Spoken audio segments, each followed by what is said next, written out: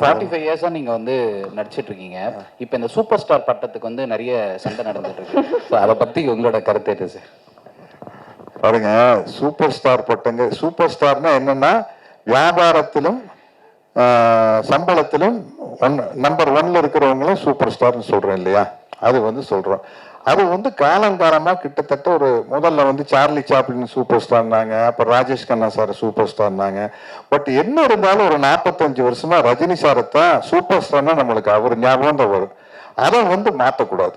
என்னை பொறுத்த வரைக்கும் சூப்பர் ஸ்டார்னா ரஜினி சார் தான்.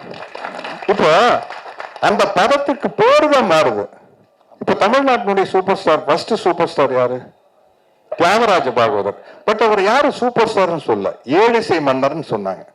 இப்போ நான் தான் அடுத்த ஏழிசை மன்னர்னு சொல்லக்கூடாது. அடுத்த சூப்பர் ஸ்டார் வந்து புரட்சி தலைவர் எம்ஜிஆர் அவர்கள். அவரை மக்கள் தலைவன் எம்ஜிஆர்னு சொல்றான். அடுத்த மக்கள் தலைவன் சொல்லக்கூடாது. இப்ப ரஜினி சாரை போய் மக்கள் தலைவன் ரஜினிகாந்த் அப்படின்னா யாராச்சும் ஒத்துக்குவோமா? மக்கள் தலைவன் MGR, super star Rajini sir இல்லையா? தளபதி விஜய், தல அஜித், அப்படித்தான் நம்ம வச்சுக்கணும் இல்லையா?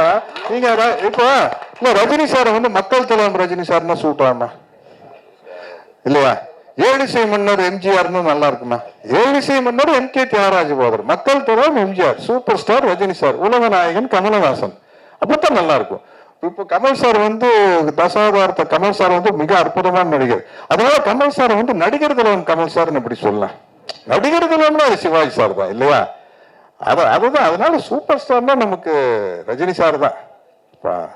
அதுதான் நம்ம ஒத்துக்கணும் இல்லையா?